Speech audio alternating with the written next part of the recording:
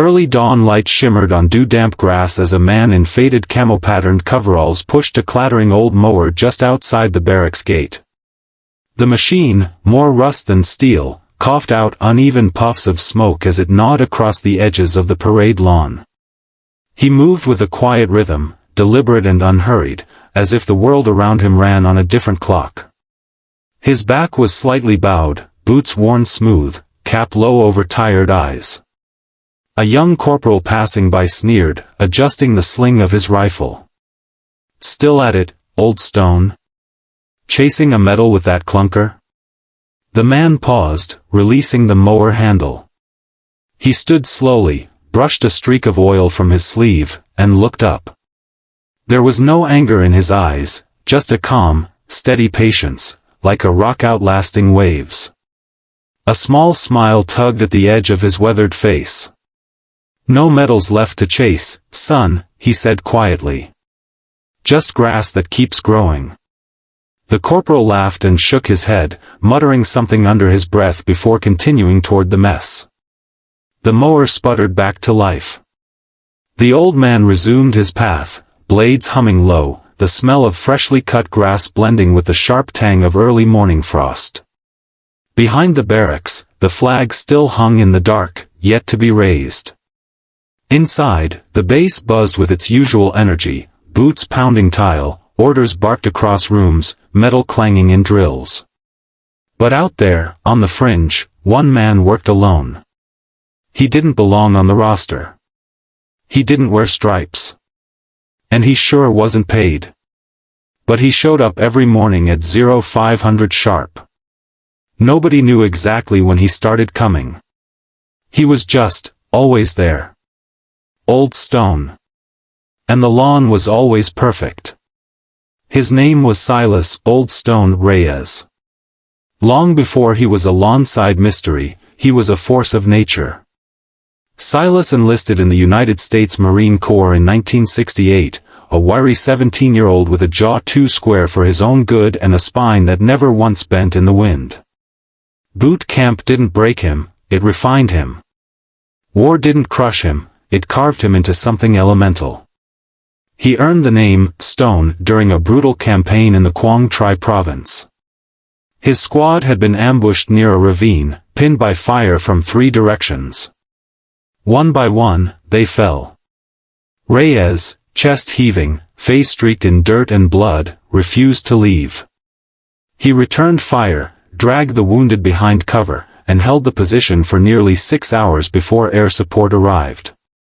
When reinforcements finally found him, he was slumped beside 2 wounded privates, his arm wrapped around a bandaged thigh, rifle resting across his knees, eyes still scanning the tree line. A younger sergeant had whispered in awe, "He ain't even human, he's made of stone." The name stuck.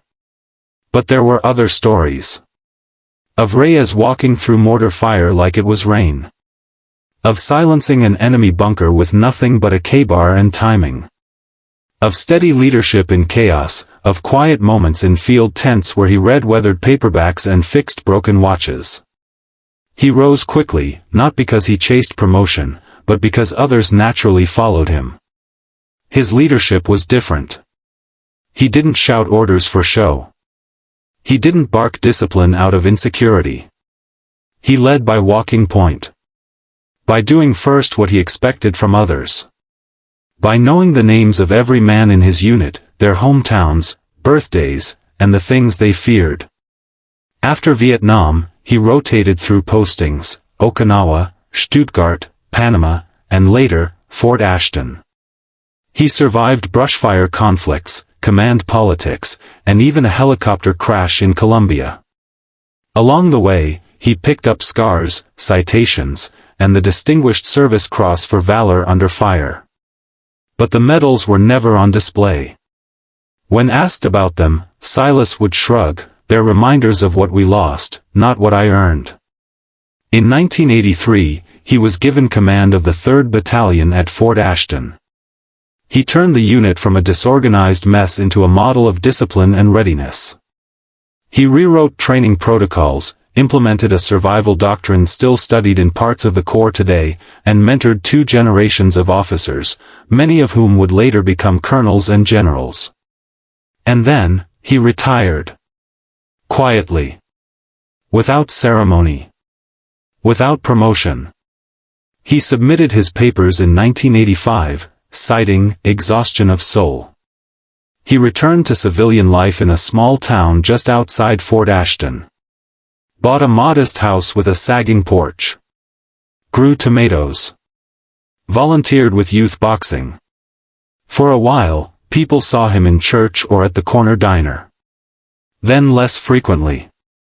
Time moved on. But something in Silas never did. His wife passed in '92. No children.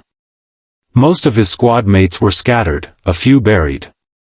And slowly, the fire that once burned in the chaos of war shifted inward. He missed routine. He missed purpose. He missed the weight of doing something that mattered. So one morning, he woke at 0430 like he used to. He put on his old coveralls, patched and oil-stained.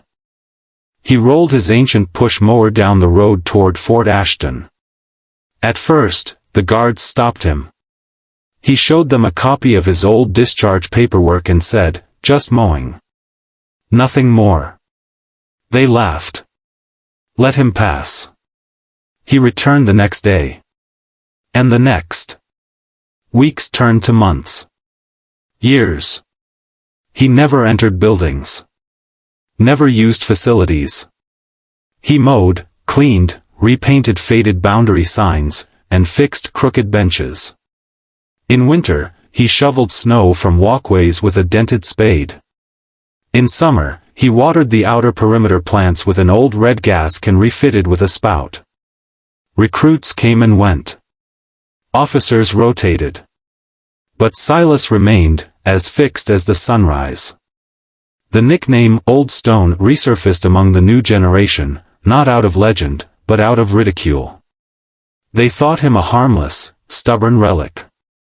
A joke. He thinks he still runs the place. He probably lives in that mower. Bet he salutes pigeons when no one's looking. Some mocked quietly. Others filmed videos for social media, Mower Man Mondays. Silas never reacted. He simply worked. Not because he needed to. Not because anyone told him to. Because the grounds needed it. Because the flag still flew. Because somewhere, in his marrow, the duty never ended. It wasn't pride. It was devotion. And maybe, just maybe, he hoped that if he kept showing up, one young Marine might look past the mower, past the coveralls, and see what real leadership looks like. He didn't speak of the past. He never corrected them. Instead, he carved his legacy into each blade of trimmed grass. Each straightened sign. Each unspoken morning salute to the flag as it rose in the wind. Every morning at 0500, like clockwork, Silas Reyes wheeled his battered mower to the outer edge of Fort Ashton. The guards, now familiar with him, rarely gave more than a nod. He responded with a quiet morning, then got to work. Grass first, then trimming, then any out-of-place signs or trash. He moved with a quiet efficiency that defied his age. No one had assigned him. He wasn't on any schedule. Base maintenance had been privatized years ago, outsourced to a rotating cast of contracted laborers who came during the day in clean uniforms and left with their clipboards checked. They didn't see the overgrown weeds behind the motor pool, or the storm drain at the corner of Building 2 be clogged with leaves after every rain. But Silas did. He saw everything. And he fixed it. The younger soldiers noticed. At first, they just shrugged him off. But in time, cynicism crept in. Why's that guy always here? Does he think he's in charge? I heard he was just some nutcase who never left base mentally. They laughed behind his back. Sometimes not even behind. A new sergeant, one of those who strutted like he was filming a recruiting commercial, spotted Silas cleaning bird droppings from the war memorial one morning. "Hey, old-timer," he called. "Maybe you should run PT today. Or teach bayonet drills. Might whip the kids into shape." His buddies laughed. Silas didn't look up. He finished scrubbing the final streak from the brass plaque, stood, and nodded. "We all serve in our way, Sergeant." The sergeant scoffed and walked off. Another time, a pair of young privates walked past him as he adjusted the flagpole chain. One snapped a photo and muttered, "Gonna post this, caption it, still thinks he's CO." But not everyone mocked. A few, quieter ones, usually those back from deployment or with a year or two under their belts, watched him with more curiosity than contempt. One of them, Private First Class Marcus Jenkins, found himself on early duty 3 mornings in a row and saw Silas each time. On the third day, he stopped. "You don't get tired of it?" Silas looked at him, eyes soft under his cap's shadow. "Some things get done because they need doing. Tired's got nothing to do with it." Jenkins didn't know how to respond. He just nodded and kept walking. That night, he told his bunkmates, "The guy's weird, but I dunno. Kinda makes you think." Yet Jenkins was the minority. Most preferred to ignore the man, or worse. Then one day, someone left a crude sign stuck into the grass near the barracks walkway. It read, "The ghost of groundskeeping passed." Beneath it, a crude cartoon drawn in marker, a hunched old man with crossed eyes pushing a mower made of bones. Silas walked by, paused, and regarded it. A long moment passed. Then he removed the sign, folded it cleanly in half, and deposited it in a nearby bin. He never looked around to see who was watching. But several were. Lieutenant Hammond noticed it from the third-story window of admin. He frowned. The joke felt uglier in the daylight. The lieutenant had been at Fort Ashton for 6 months. West Point grad. Sharply dressed. Had the right salutes and the right language. But he'd struggled with the transition from theory to reality. There were too many moving parts on base, too many personalities jostling for respect. And more than once, he'd found himself questioning the meaning behind his endless reports and directives. Watching Silas, he began to notice things, how the mower always followed a precise grid. How the tools Silas used were repaired, repurposed, and organized with soldierly neatness. How he paused at 0800 every day, exactly 0800, when the flag was raised. One morning, Hammond happened to be outside during the anthem. As the first notes blared from the speakers, Silas stood ramrod straight beside his idle mower, hands at his sides, eyes fixed on the rising flag. He didn't move a muscle.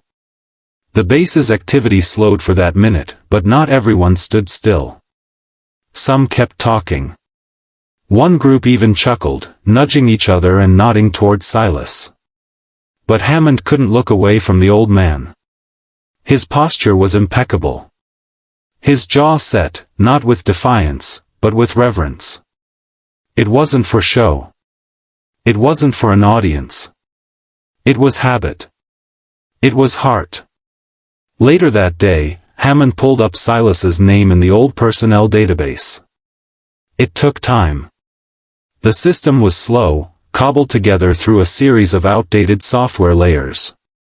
But eventually, the record loaded. Silas Reyes. Lieutenant Colonel, retired. Distinguished Service Cross. Silver Star. Purple Heart, twice. Served 1968 to 1985. Commanded 3rd Battalion, Fort Ashton, 1983 to 85. Hammond stared at the screen. His breath caught. He clicked through citations.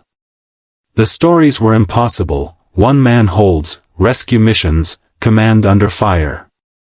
It was like reading a legend. And now he was pushing a mower in the cold, wiping graffiti from walls, scrubbing bird droppings from plaques. Unpaid. Unacknowledged. Mocked. Hammond leaned back in his chair and rubbed his temples. Something wasn't right. The next morning, he arrived early. Silas was already there. Hammond approached him. "Sir," he said, trying to keep his voice even. "May I speak with you a moment?"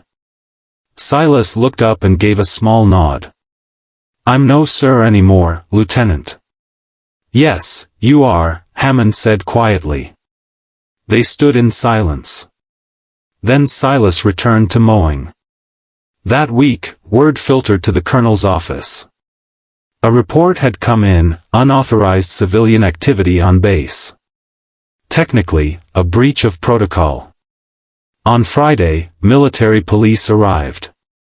The MPs arrived at 0730 in a white Humvee that looked too clean for its purpose. They wore mirrored sunglasses, their posture stiff, every movement practiced. As they rolled past the flagpole and came into view of the east lawn, a few recruits stopped to watch. It wasn't every day something happened on base that felt remotely close to action. Silas was trimming the flower beds near the old mess hall. His knees creaked as he straightened. The mower sat nearby, humming softly. He watched the vehicle approach with the same unreadable calm he always carried. The MPs stepped out. One held a clipboard, the other a radio. "Sir," the first began, voice taut with official procedure, "we need to speak with you regarding base protocol violations." "I'm not violating anything," Silas said simply, brushing soil from his hands. "You're unauthorized civilian personnel operating on government property. I'm just mowing. You're not permitted to perform maintenance. You're not registered with base command. And you're on security footage entering restricted grounds." Silas reached into the breast pocket of his coveralls and pulled out a weathered envelope, carefully wrapped in plastic. Inside were discharge papers, formal, typed, and signed by General Marston, dated July 1, 1985. The MP glanced at them, then at his partner. "We'll need to take this inside." Silas gave a small nod. "Let me park the mower first." "No need. We'll handle it." They impounded the machine, rolled it into the back of the Humvee like it was evidence. Silas didn't argue. He walked between them with a slight limp, head high, expression steady. By 0800, word had spread across the base. Speculation ran wild. He finally snapped. Did someone press charges? Maybe he's one of those stolen valor guys. When the flag-raising anthem played, Silas was no longer standing on the lawn. But Lieutenant Hammond was. Alone, hands at his side, eyes on the flag. Later, in the admin office, Silas sat opposite Lieutenant Colonel Park, the current base commander, a rigid man with a clipboard heart and a checklist soul. He wore crisp service dress and had never once gone outside without checking the weather first. Colonel Park flipped through the discharge paperwork, frowning. "Your credentials are legitimate, but outdated. You haven't had clearance in decades. Why have you been coming to this base?"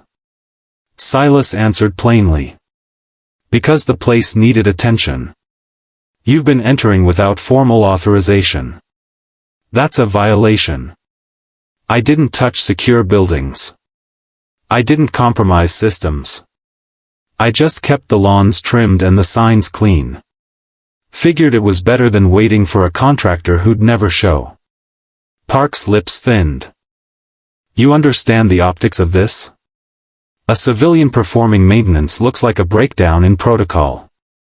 We can't have unauthorized personnel visible. It sets the wrong tone. What tone does it set to let things rot?" Silence stretched. Park tapped his pen against the desk. "We'll have to issue a permanent bar from base property.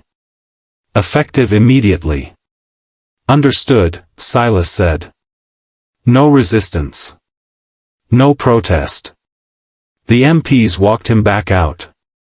Some soldiers watched through windows, pretending not to. A few stood just outside the motor pool, whispering. One snapped a photo. And then he was gone. Over the weekend, the photo of Silas being escorted off base, stoic, flanked by MPs, the mower lashed in the background, spread online like wildfire. It began on a veteran's message board. The title, Fort Ashton Kicks Out a Ghost. At first, it was treated like a curiosity. A few jokes. A few bitter laughs. But then came the comments. I served with that man in Panama. He patched me up after a shrapnel hit. Wait, that's Stone Reyes? The CO from 3rd Battalion in 84? He saved our unit in Cambodia. Carried 3 men out under fire. That guy's a damn legend. Dozens of messages. Then hundreds. Old photos were shared, black and white snapshots of a younger Silas, standing at attention, huddled in muddy bunkers, shaking hands with generals, always with that quiet steadiness.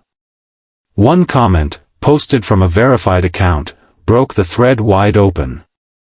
That's Lieutenant Colonel Silas Reyes, former 3rd Battalion CO, Distinguished Service Cross recipient. Shame this happened. It was signed, Colonel David Avery, Commanding Officer of Fort Ashton, 1998 to 2001. Currently stationed in Washington, D.C., Department of Defense Liaison. The post was quickly shared across veteran forums, military Facebook pages, and even caught traction on a local news blog. The comments shifted from confusion to outrage. Why didn't anyone recognize him? Is this how we treat our legends now? He gave everything and they threw him out like trash. Back on base, the tone shifted. Whispered jokes turned into guilty silences. The sergeant who had once mocked him now avoided eye contact. Private Jenkins, who'd once joked about Silas on social media, found himself staring at the empty stretch of grass where the old man used to mow. It looked slightly overgrown now. Not much, but enough. Lieutenant Hammond printed the online thread and placed it silently on Colonel Park's desk. Park read through it, page by page, frowning deeper each minute. The final comment was from Avery again. Someone find him. Fix this. On Monday, at precisely 0600, 3 government-issued Humvees rolled through town. They didn't stop at the base. They drove past the gates and turned toward the residential district that bordered the woods. In front of a small, single-story house with a worn flagpole out front, they parked. Colonel David Avery stepped out. Still tall, still sharp-eyed, but his face had softened over the years. He adjusted his cap and walked up the porch steps. The screen door creaked slightly as he knocked. It swung open.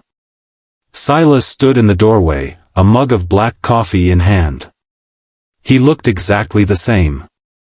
Silas, Avery said, offering a small smile. Why didn't you tell them who you were? Silas took a sip. His voice was calm, quiet. If they can't see it, they're not ready to follow it. By noon, the story had broken beyond the walls of online forums. Local papers picked it up. Military Reddit spun it into gold. National veterans organizations began to weigh in. The consensus was unanimous. What had been done to Silas "Old Stone" Reyes was not just embarrassing, it was disgraceful. The pressure mounted quickly. Civilian oversight boards called Fort Ashton requesting clarification. A retired general went on cable news and said flatly, "If we don't honor our ghosts, our living soldiers forget who they are." Inside Fort Ashton, the air shifted from routine to restless. Soldiers stopped joking. The benches Silas had repaired suddenly seemed more stable. The flower beds he'd maintained bloomed with unfamiliar vibrance. And then, at 1400 hours on Monday, the unexpected happened. Every soldier on base, from raw recruits to seasoned staff sergeants, received a surprise order: assemble on the parade ground in full dress. No reason given. No delay tolerated. By 1355, the asphalt shimmered with a sea of dark blues and polished brass, rows of disciplined stillness broken only by glances of curiosity. Colonel Park was not present. Instead, a convoy of 3 vehicles entered from the east gate. In the lead was a nondescript civilian van. It parked beside the grandstand. Out stepped Silas Reyes. He wore plain navy work pants and a faded Marine Corps shirt, buttons loose, collar pressed. His boots were scuffed but clean. The sun caught the silver in his short-cropped hair. His eyes scanned the crowd, calm and unreadable. From the second vehicle, Colonel Avery emerged in full dress blues, medals gleaming, bearing the weight of decades. He stepped up to the microphone mounted on the central platform. "Men and women of Fort Ashton," he began.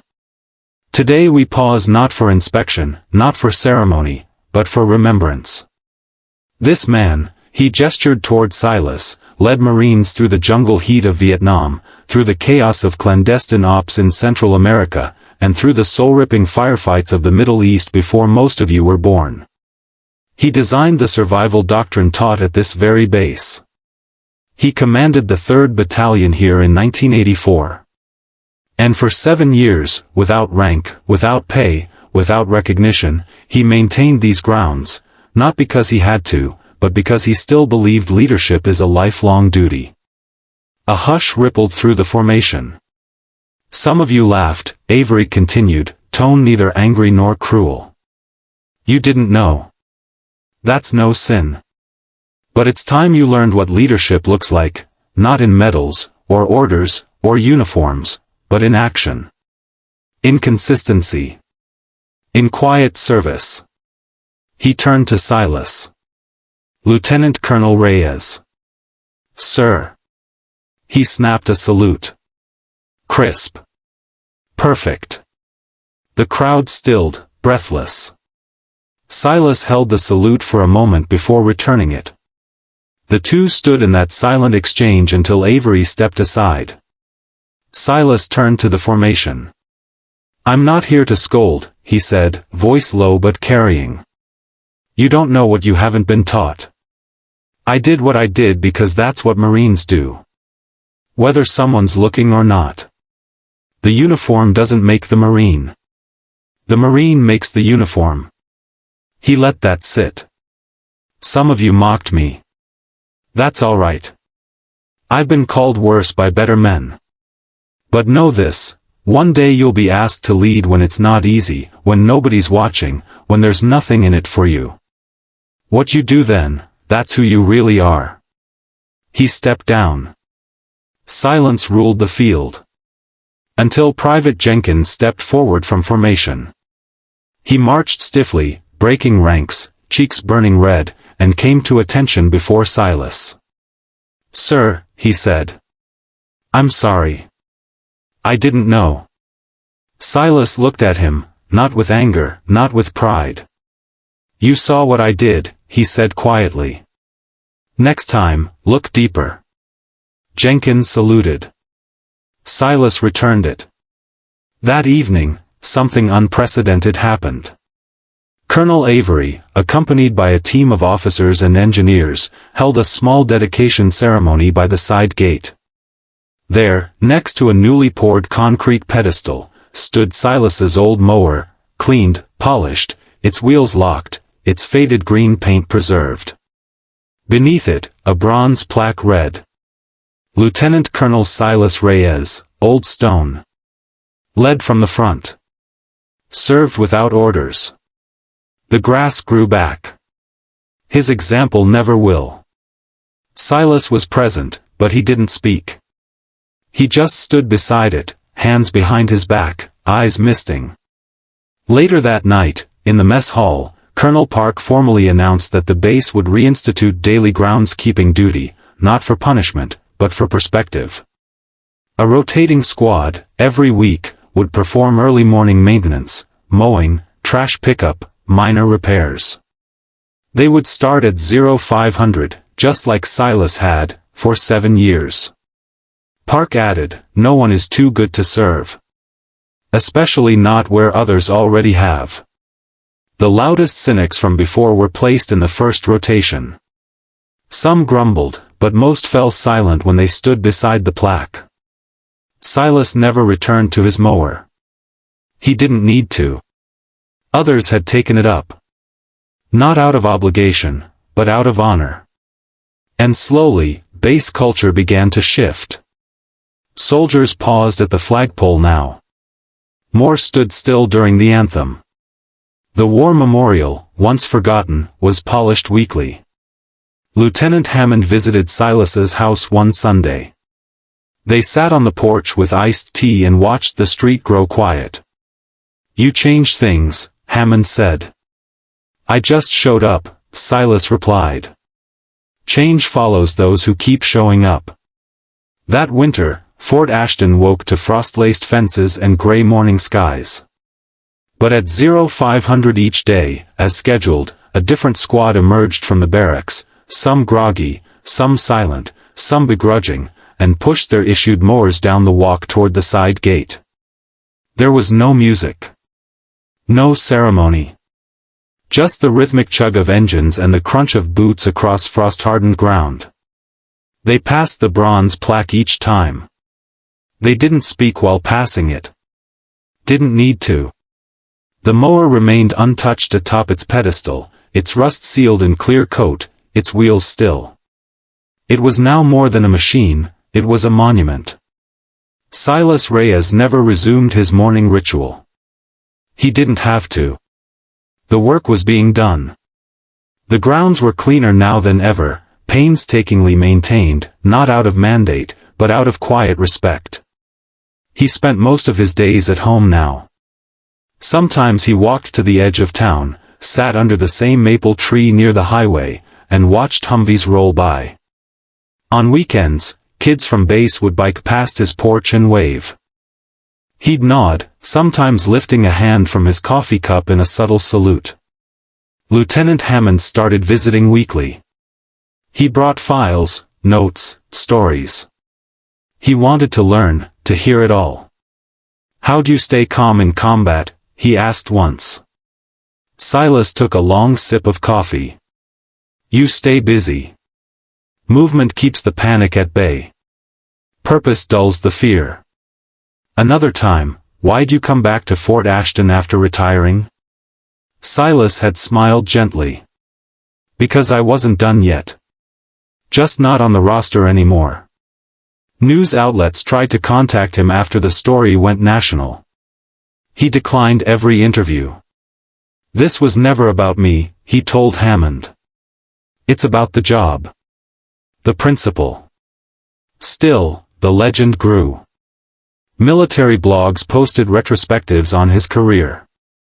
A video montage titled "Stone in Silence" went viral, clips of the dedication, audio from his speech, overlays of the flag raising. Young cadets from service academies shared it, some calling him the Marine we never knew we needed. The Department of Defense eventually issued a formal acknowledgement, for voluntary, sustained contribution to base morale and maintenance, and the embodiment of military ethos in retirement. They offered him an honorary promotion to full colonel. He declined. "I already earned the stripes that matter," he said. "They're not on my shoulder, they're in the soil."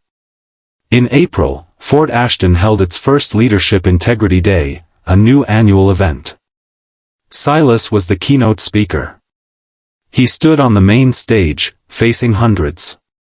Younger soldiers, fresh from basic, watched him in silence. "I've seen medals handed out like candy," he said. "And I've seen men bleed and get nothing." He paused. "Some of you think leadership is about the moment. The orders. The stars on the collar. It's not. Leadership's about showing up. Consistently. Without applause. Without expecting anything." He scanned the crowd. It's about doing what needs doing when no one else will. The crowd didn't cheer. They stood in silence. And that was louder than applause. After the event, a new mural was unveiled inside the Fort Ashton Hall of Service. It showed Silas walking along the lawn, mower in hand, flag rising behind him. The bottom bore the inscription, "Lead by deed, not by demand." But perhaps the most lasting effect of his quiet rebellion wasn't the policies, or the plaque, or the sudden flood of reverence. It was in the eyes of the soldiers who walked differently now, more upright, more aware. It was in the way they saluted the flag. The way they picked up a stray scrap of paper instead of stepping over it. One day, a young recruit named Lyle, freshly transferred from Quantico, stood beside Private Jenkins during morning duty. They were raking the northern edge of the grounds, near the motor pool, the wind sharp and fast. "Why are we doing this ourselves?" Lyle grumbled. "Isn't this what contractors are for?" Jenkins didn't answer immediately. He turned, pointed to the mower on the pedestal. "That's why," he said. Lyle squinted. "That old thing?" "No," Jenkins said quietly. "That man." That evening, Colonel Avery held a closed-door meeting with the senior staff. "We need more like him," he said. "We need examples that aren't just names on plaques." A proposal was drafted, an initiative to partner with retired veterans for mentorship programs on active bases. Reyes was listed as the first advisor. At first, Silas declined. "I'm not a teacher," he said. "You already taught," Avery replied. "This is just formalizing it." Eventually, Silas agreed, to once a week, informal sessions under the oak by the obstacle course. No slides. No handouts. Just questions. And stories. "Tell us what it felt like leading your first squad," a young corporal asked. Silas leaned back against the tree. "Like being the only adult in a room full of kids, and knowing they'd die if you blinked." Another asked, "Did you ever freeze in combat?" "Once. 4-5 seconds. Cost me a man.